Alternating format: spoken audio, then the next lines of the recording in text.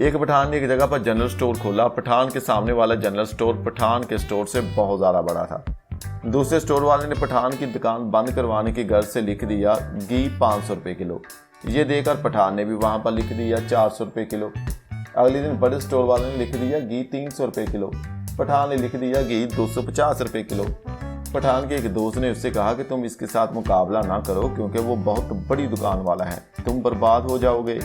पठान उसकी तरफ देखता रहा लेकिन अपने दोस्त को बोला कुछ नहीं। अगले दिन बड़े स्टोर वाले देखकर हैरान रह गया कि पठान ने लिखा हुआ था घी 200 रुपये किलो। दूसरे दुकानदार ने चालाक बनते हुए एक आदमी को पठान की दुकान पर भेजा और उससे कहा कि जाओ पठान से 1 मन घी ले आओ।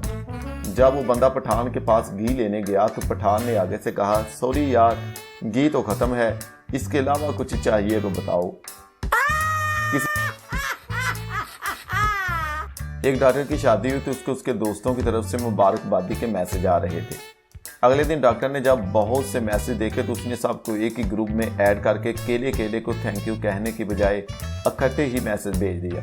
उन्हीं में एक मैसेज किसी मरीज का भी आया हुआ था जिसमें वो बता रहा था कब्ज की वजह से जोर लगा कर बुरा हाल हो गया है। डॉक्टर ने इसको भी मैसेज कर दिया जो कि दूसरे सब दोस्तों को भेज रहा था कि थैंक यू, इन लम्हात को अपनी फैमिली के साथ एंजॉय करें।